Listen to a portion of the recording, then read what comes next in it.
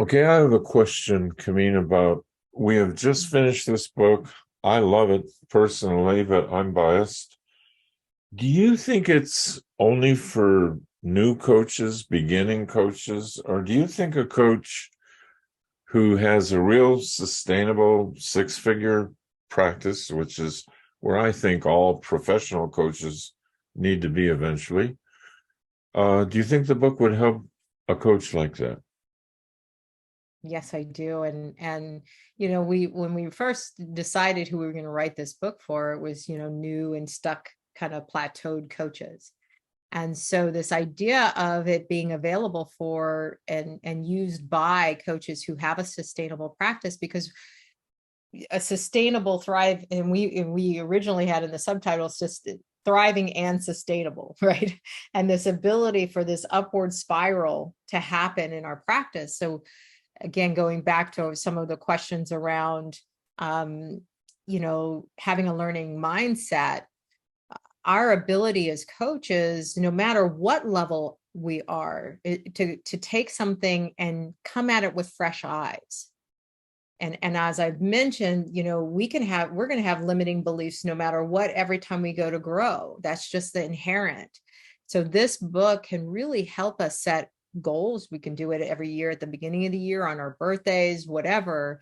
And especially if a coach is recommending it to their people, I think they should really go through it so that they understand, what are their limiting beliefs. I was working with a group of coaches yesterday and talking about, okay, these are the ones that I was showing up with, and this is how I move through them. So this is what that limiting belief is, and this is the new belief. Or the section on designing, I think it's chapter 4, designing your practice, like really for thriving six-figure coaches, sustainable practice. There's always another level of impact that we want to have in the world, and they can definitely use this to go through. And even to the chapter on calendar, how do we use our calendar, as you said, as a tool, right? And as we grow, we can have um different pulls on our time the more we grow. And we have to be awake to that and reconfigure that and design it for ourselves.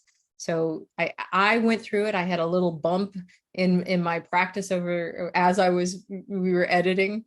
And when I took one of the edits, I printed it out. I did all the exercises and was still able, even though I got a PhD and wrote a book in the same year, was able to have the best year in my coaching practice. And so it allows all coaches, I think, to stay on track with what they really want to create in their lives.